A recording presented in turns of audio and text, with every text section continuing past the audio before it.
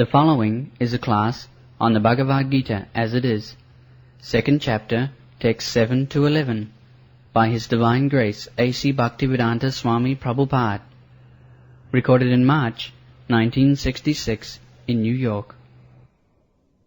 So these are opulences: wealth, strength, fame, beauty, knowledge, and renunciation. 6. Anyone who possesses all these 6 opulences in full, he is God. That is the definition of God. Anyone. So when Krishna was present on this earth, he saw his opulences in full. Opulences in full. Of course, we have got all these historical records about him. Now, so far as wealth is concerned, he had 16,108 wives. And for each of them, he built a palace. And all those palaces were so nicely built that there was no need of electricity or light. It was bedecked with jewels. So day and night they were blazing, you see. So these descriptions are there. But if we forget that he is God, then this will be something like story, that how a man can marry 16,000 wives. How you know? But we should always remember that he is God. He is all powerful. And for no other person such historical records are there, only for Krishna. So in strength also, nobody could conquer him. And beauty, so far beauty is concerned, when he was on the battlefield, have you seen any picture of Krishna? Have you seen? No. Of course, anyone of you have seen Krishna when he was present in the battlefield of Kurukshetra. At that time, he was about 90 years old. 90 years old. He had his great-grandchildren. He married 16,000 wives, and each wife had 10 children. And those 10 children, they also got each 10, 12 children, and their children also. Because he was at that time 90 years old, he got at the time great-grandchildren also. So his family was very great. Now, if you see the picture of Krishna, you will see him just like a boy of 22, 25 years old. He was so beautiful. He was so beautiful. That is the sign of God. It is stated in Brahma Samhita. Advaitayacchitayanadhyanantarupam Adyam Purana Purusham Navajauvanancha. He is the original person. Because from God everyone has God. Therefore he is the original person. Adyam Purana Purusham. Purana is the oldest person. He is still Navajauvanancha. Whenever you will see God, this is the sign of God. You will find him just like a youth, a new youth. Youthfulness means 16 to 24 years. So, Navajauvanancha. That is the sign of God. So he was so beautiful that when he was a boy of 15 years old, the whole of the same age girls of his age, they were after him. He was so beautiful. So, in beauty, he was super excellent. In wealth, he was super excellent. In strength, he was super excellent. And in knowledge, Now, here is a book, Bhagavad-gītā. Apart from other books, other knowledge which is imparted to others. Now, here is a book which was imparted to Arjuna. Now, it is so the depth of knowledge that people are still considering great, great scholars. We are not reading, but Dr. ISKCON, one of the greatest scholars of the world, now he is the President of India. He is discussing. Professor Einstein, he was living here in America. He was a German Jew. I think he was living in America. He was a great student of this Bhagavad-gītā. Hitler was a great student of Bhagavad-gītā. And there are many scholars who are still reading Bhagavad-gītā, trying to understand. Just see what depth of knowledge he has given. It is made by Krishna. So in knowledge, in wealth, in strength, in beauty, and everything was opulent. Therefore he is Bhagavan. You cannot accept any ordinary man as Bhagavan. Therefore Bhagavan. Now, the Bhagavan Uvacha, and because he has been accepted as the spiritual master, just like a teacher has the right to sometimes rebuke this student. So, in the first instance, he is rebuking Arjuna in the following words, that asatyan anusutastam prajnabadang subhasase gatasum agatasum cha nanusuchanti pandita. That Arjuna, you are speaking just like a very great learned man, but you are, in other words, you are a fool. You do not know how things are going on. Because Pandita, those who are learned men, they would not have lamented just like you are doing. That means indirectly he says, Pandita means learned. Learned man does not lament over a dead body or a living body. Gatasun agatasun. Sums means life. One has lost his life and one has got his life. A body, a living body and a dead body. A living body and dead body. Just mark the point that a learned man, as you are lamenting over the subject of killing your friends and relatives, but a learned man would not have lamented like this. That means you are a fool.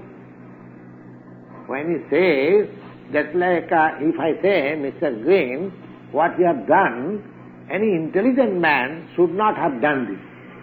So this is indirectly saying that you are not intelligent. It is in a gentleman's way speaking that Mr. Green, what you are doing, no intelligent man can do this. That means you are not intelligent.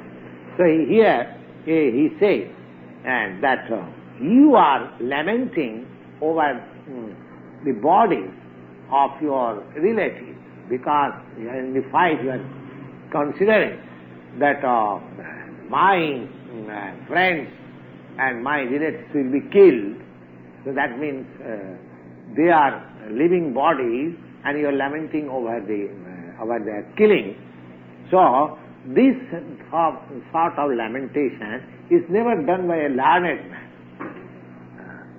A learned man never does it. Gatasum agatasum sananu suchanti pandita. Those who are learned, one who is learned, he does not lament over the body, either a living body or dead body. There is no question of that. Now, because one who knows the distinction between the body and the soul, becomes just like you have heard the name of Socrates. Socrates, great philosopher, Greek philosopher. He believed in the immortality of soul. So he was punished in the court. Hemlock was offered to him. At all, like, if you believe the immortality of soul, then you drink this hemlock poison. So he drank. Because he was firmly convinced that even if I drink this poison, my body will be destroyed. By destruction of my body, I am not going to be destroyed. He was convinced. So he did not learn it.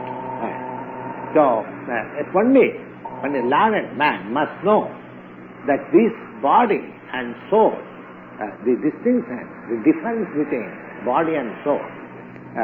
The body is not soul and the soul is not body. And one who knows, he is learned man. This instruction is given first.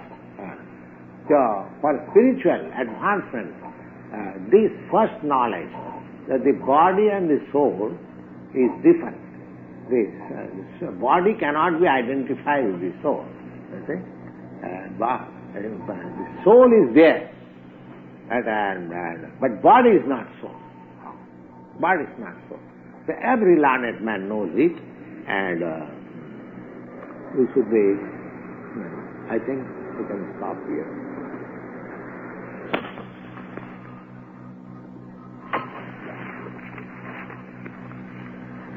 So, Krishna is in this he's identified the Bhagavan.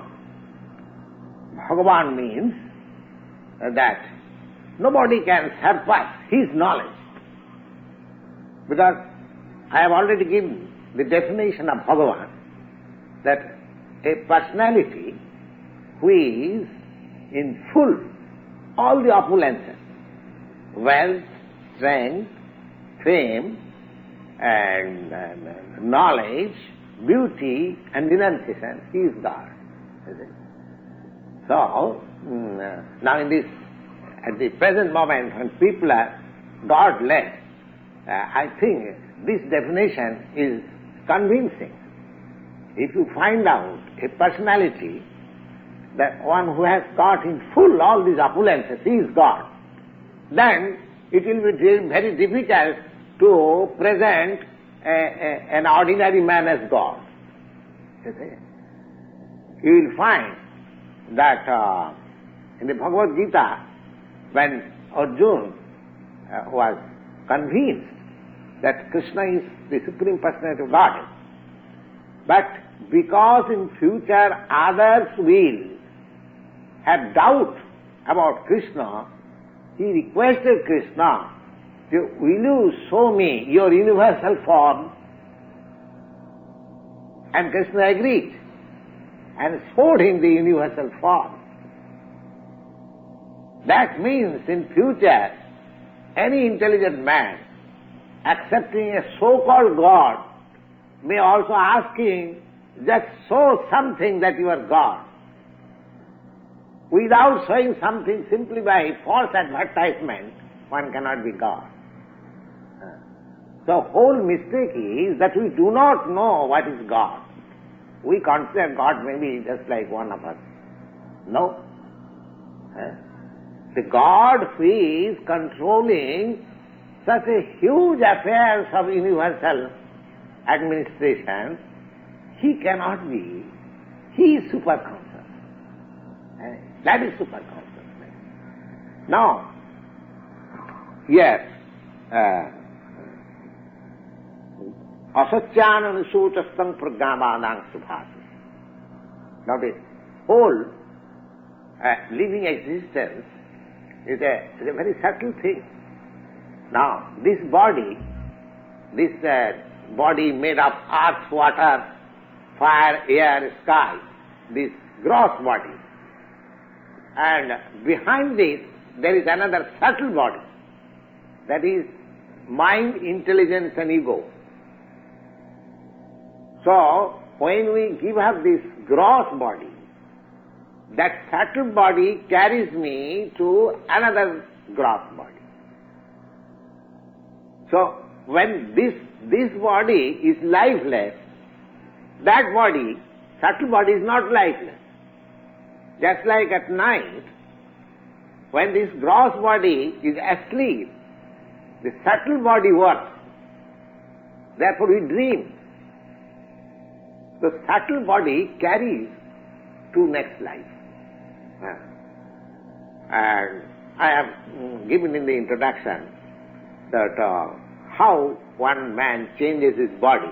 Janjanamapi smaran loki tajatanti kalevaram. Now the subtle body, I mean to say mind, intelligence and ego, when these three things, psychic life, is absorbed in a certain kind of thought, the dying man gets a similar body in the next life. That we shall come when we make progress in the study of Bhagavad-gītā. Just like the air passing over the rose tree carries the flavor of the rose, and the air passing over a filthy place carries the flavor of that filthy place. The air is pure, but because it is passing over certain conditions, it carries the flavor. Similarly, the mind, intelligence and ego carries the flavor of our present activities to the next life.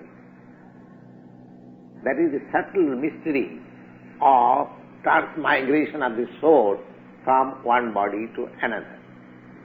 Now, in this life, we purify, just like rose. The next life, we shall get a body which is full of flavor. If in this life,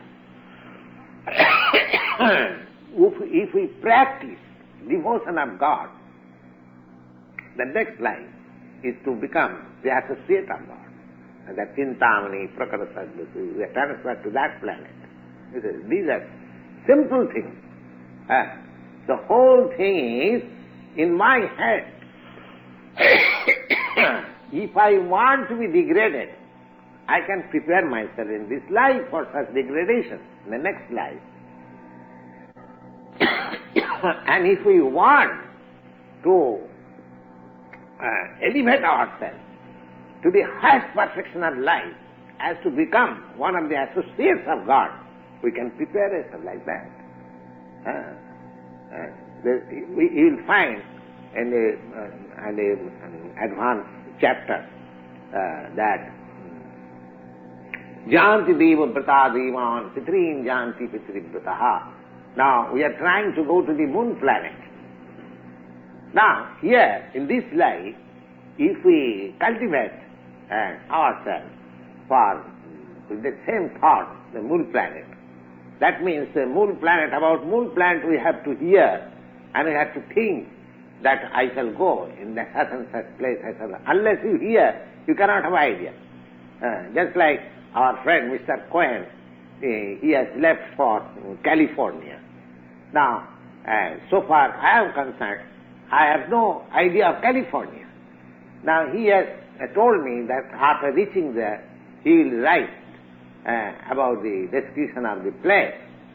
Now suppose if reading that description of the place, I think of going there. So I prepare myself. Oh, I must go there. So, just like I was describing that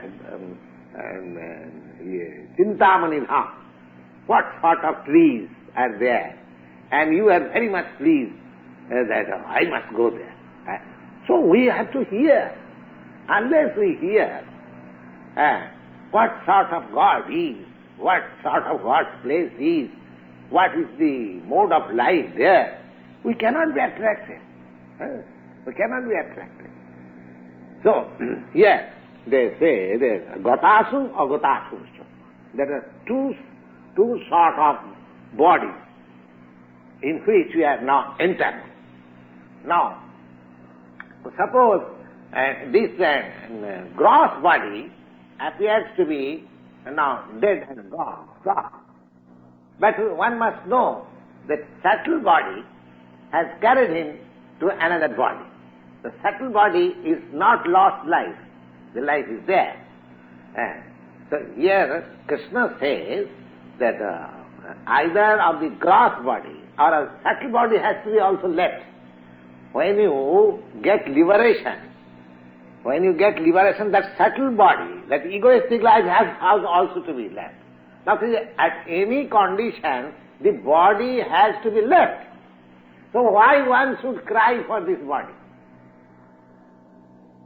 Therefore Krishna says that a learned man does not lament over this body. The whole question that a soul is different from this body, the whole question is solved in one verse. You see, gatasum agatasumscha nanu suchanti pandita. One who is actually learned, he does not, he has no concern of this body. He is concerned with the activities of the soul. And so, you are speaking of so many things that if this, my friends die, their wives will become widow. These are all according to the bodily relation you are speaking. And you are posing yourself that's like a very learned man, but you are a fool number one, because your whole conception is on the body. Your whole conception of argument with me was on the body, but you are posing himself just as if you are very learned man. So anyone who has got conception, the identification of this body, he is not a learned man. He is a fool. He may be into the calculation of academic education. He may be BA, MA, PhD, DSc or something like doctor and all. But if he has got his identification with this body, he is not a learned man, according to Bhagavad-gītā. Not only according to whole Vedic literature. This is the first instance. If we want to make progress towards spiritual advancement of knowledge, this preliminary knowledge we must have. That I am not this body. I am not this body.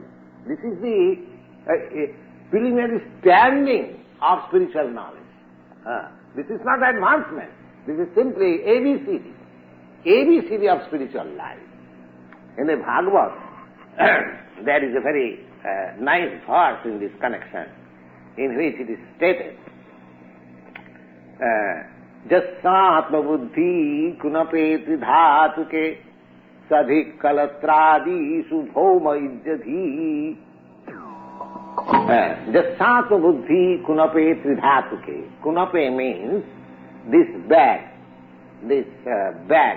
made of three elements. Now, according to Ayurvedic medical system, this body is made of three elements. Kapha, Pitta, Vayu. Kapha, Pitta, Vayu. Yes, Kapha means coldness. Cup, what is called cupping. Yes, Kapha, Pitta, Vayu. Coldness, heat and air. Coldness, heat and air. Yes. Only these three things constitute this body. That which is called a bag made of three elements: coldness, air and fire. Heat, coldness and air. This body is made. What does coldness stand for? Coldness you can take it for water, all six reasons. Yes? Yes, water, fire. Water, fire and air. Now, the Bhagavad says that Jassatma buddhi kunapeti dhatuke. If anyone is identified with this body made of water, air and fire, and Jassatma buddhi kunapeti dhatuke, this is a body made of three things.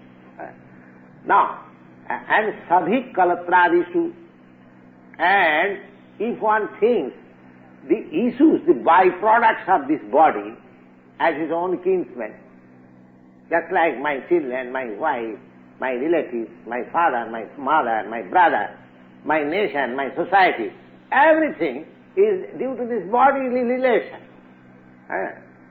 And there are thousands of women loitering in the street of the newborn, and suppose I have got some bodily connection with you, I call you my wife. And because I have got bodily relation with you, all the children produced by you, they are my children. You see?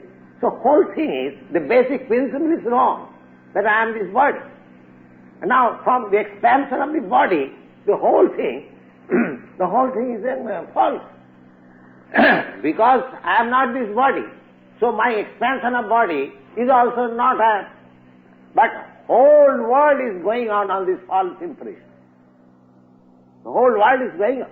They're fighting between one nation and another nation because due to this body. So the Sattva Buddhi Kunapi Tridhatuke, one who is identified with this body, which is made of water, fire and air, and the issues from this body as kinsmen and own men, the Sattva Buddhi Kunapi Tridhatuke, Sadhik Kalatrādishu, and attachment for such issues, and Bhoma Ijjadhi, and the land from which this body has grown up, that is worshipable. Now everybody is fighting for the land. We are Indian, we are Pakistani, we are Vietnamese, we are American, we are German. The fighting, so much fighting is going on. The land for the land. So land has become worshipable, so worshipable that one is sacrificing his valuable life for that land. You see. But the land is so dear. Why? Because his body has become grown up from this land. So that is also there, the bodily connection. So Jasasu Buddhi Kunapi Tridhatuke Sadik Kalatrādishu Bhoma Ijjati. Bhoma. In the land, they have no what, they have no meaning for God, not the Russian philosophy. They have no meaning for God, but they have every meaning for the land. For the land. The land as they are identified as worshipable. And they are prepared to sacrifice anything for the land. So Jasasu Buddhi Kunapi Tridhatuke. One who is identified with his body, and one who thinks the bodily offshoots as his own man, and the land from which the body has grown as worshipable. Jatirtha Buddhi Salile. Jatirtha Buddhi Salile. Now, in Christian world also, that the water of the Jordan river is sacred, is considered. Similarly, Hindus also, when they go to some pilgrimage, they take bath on the sacred river. But one should know that going to the sacred place does not mean simply to take bath in that water. Real meaning of going to a sacred place to find out some intelligent scholar in spiritual knowledge. They are living there, to make association with them, to take knowledge from them. That is the purpose of going to pilgrimage.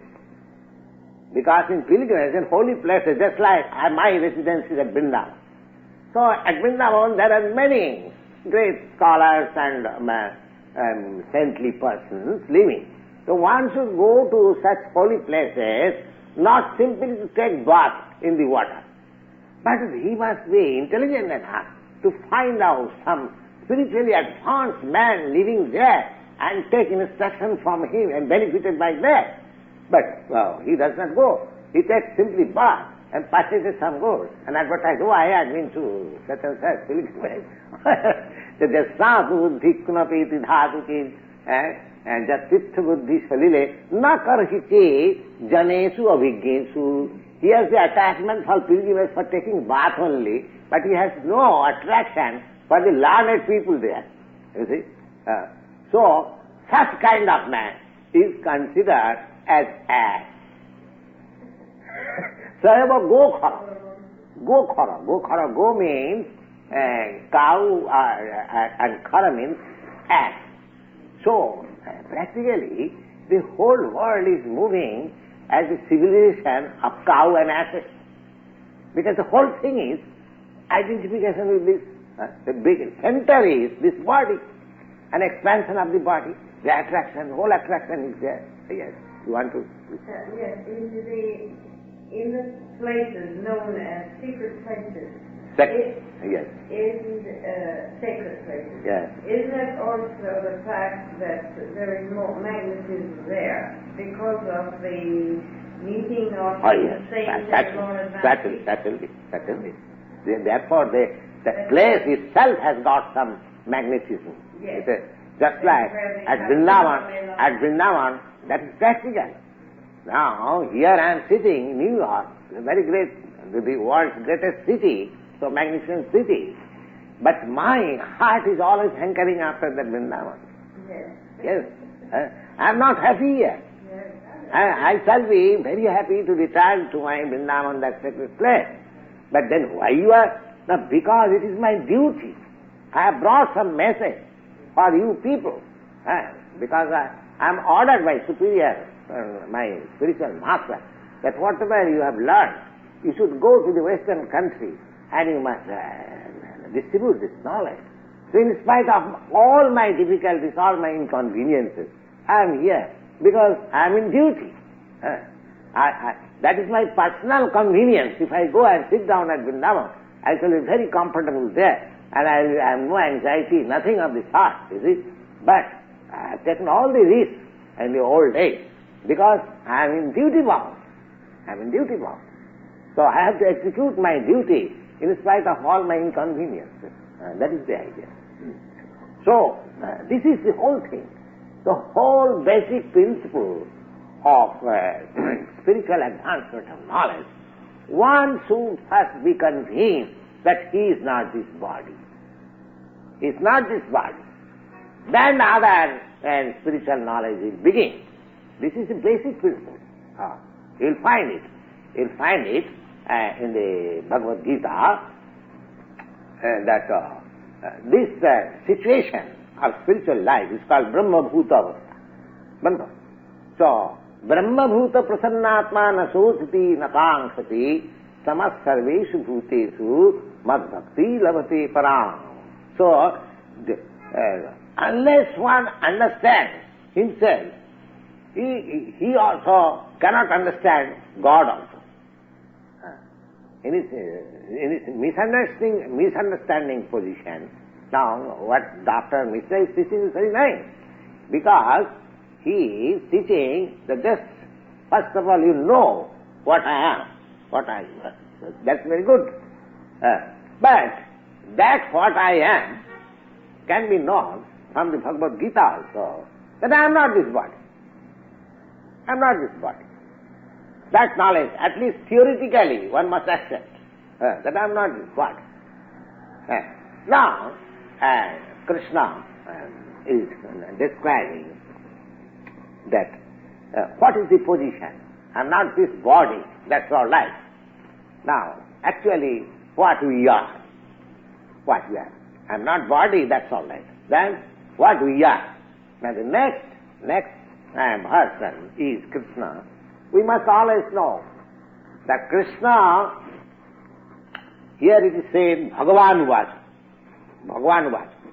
Bhagavan Vacha means that he has got so extensive knowledge that there cannot be any mistake. His authority.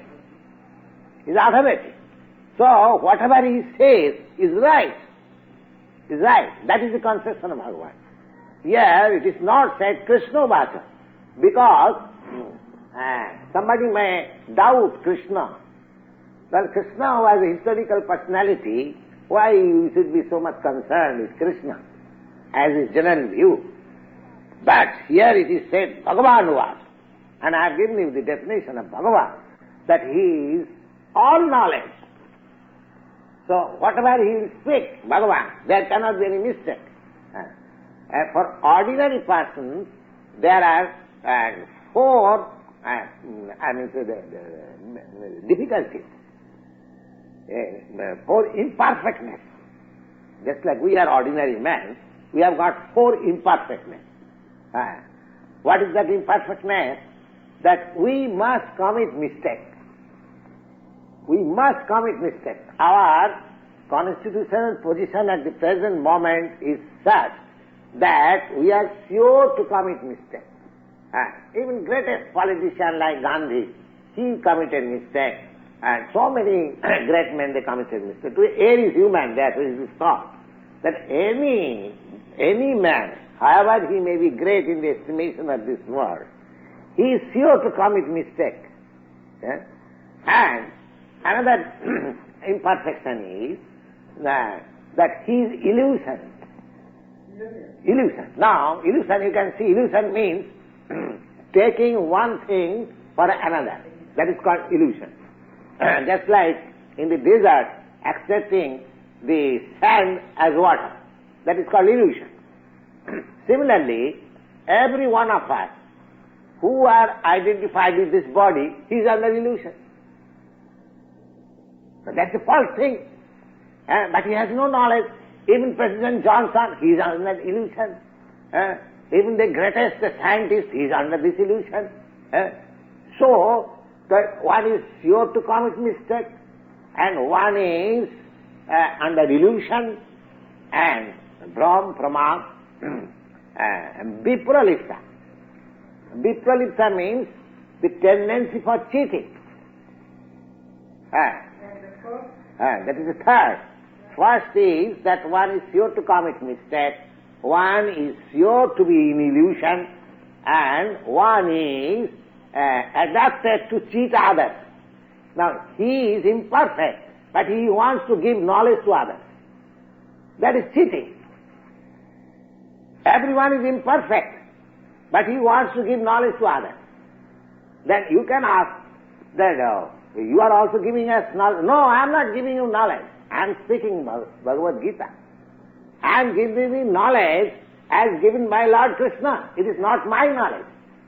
That is his own interpretation. Not interpretation, it is reading. Yes, I give you... no, that is also in the definition of a conditioned soul. These four principles are there. It is not my manufactured things. These are information from operative scripture. That a conditioned soul has four imperfectness. One imperfectness is that he is sure to commit mistake. He is illusion, and he has got a tendency to cheat. And above all, his senses are imperfect. So anyone who is above all these four imperfectness, who never commits mistake, who is never illusion, who never cheats others, and who has got perfect senses, he is God. The next question is that the Mayavadi philosophers, they say that because I am now covered in ignorance, therefore I see individuals. Yes. This individual experience, that you are Mr. such and such, you are Mr. such and such, you are Mrs. such and such, this individual experience is due to my ignorance. And generally, they give the example of a disease, I think it is called medical terms myopia. Myopia means they see this moon in two. The eyes become so defective that whenever they see things, they see two. Yes. Myopia is when you have to see very near. I said, it may not be myopia, but some disease. Something, if somebody sees that. Yes, yes. In two. Sickness? Yes, it is sickness. Because the thing is one, but due to my disease of the eye, I see one thing two. There is a disease. There is a disease like that. Usually people who drink. Anyway, that's another abnormal condition. In abnormal condition, sometimes we can see one thing into two, divide into two. So now, that ignorance you cannot apply to Krishna. Because he is all perfect. And if he is not all perfect, then there is no value of his instruction. A man with defect and knowledge cannot impart an instruction. His instruction, therefore, the whole Vedic process is parampara system. Parampara system means that I cannot deviate, I cannot make any interpretation. Evam parampara praptam imam rajasayo vidu. You will find in the 4th chapter. Now you are reading 2nd chapter. You will find, as you have explained in the introduction of Bhagavad-gītā, that because just like I am speaking to you, I am an imperfect person. I cannot give you any knowledge. I cannot manufacture any knowledge. If I do that, then I shall deceive you. I can simply present before you the original knowledge. I can explain it in an understandable way, but not deviating from the original text. Now here it is clearly stated by the Supreme Personality of Godhead that natu eva ahanga jatu. Ahang means Sri Krishna himself. Now sometimes we make some grammatical jugglery of words, but I cannot understand. Now aham, myself, when I speak, aham or myself is applicable to me. When you speak, the aham is applicable to you. But that does not mean because there is a common understanding of myself between you and me, therefore not that I and you become one. When you speak, you say, I speak. When I say, I speak. That does not mean this I and that I becomes one. Sri Krishna says like that, natu aham. Yes. He, that means this aham Sri Krishna, and not twang and you, that means Arjuna, and na ime janadhipa, neither all these kings. That he is dividing the whole audience into 3. Myself, yourself and they. And again he confirms his survey, all. He never identifies into one. So this is the version of Sri Krishna. Now if I say that our interpretation of aham, I, myself, yourself and he or she, different vision, this is due to our ignorance. You can say, because I am ignorant, it may be my mistake that I see differently from you.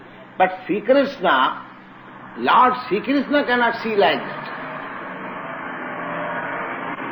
that. He is above all this ignorance, because he is all perfect.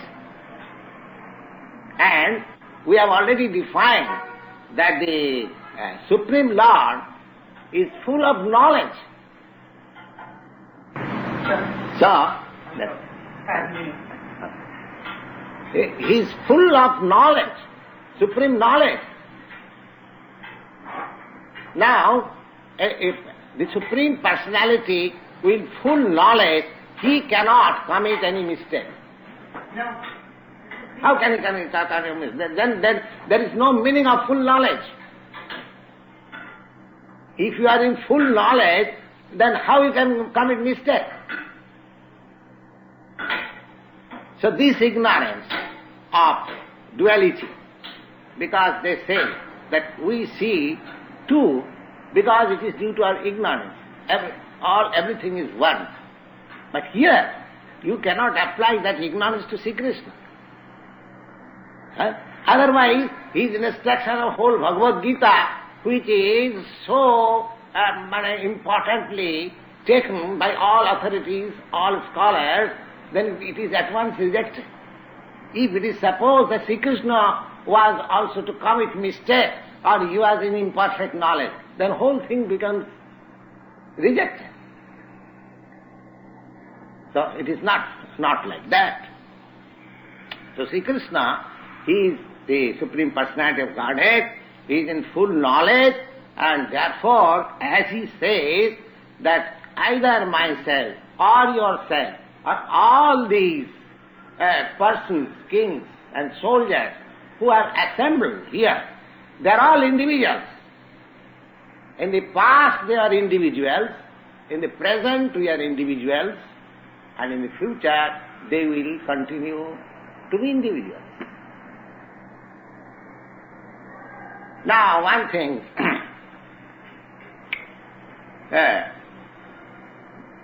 suppose another argument is that due to ignorance, just like an animal, it thinks that there is water in the desert, and they reflect water in the desert. Now, in the desert, due to sun's reflection, you might have experience in the street also, during blazing sun, it appears like water.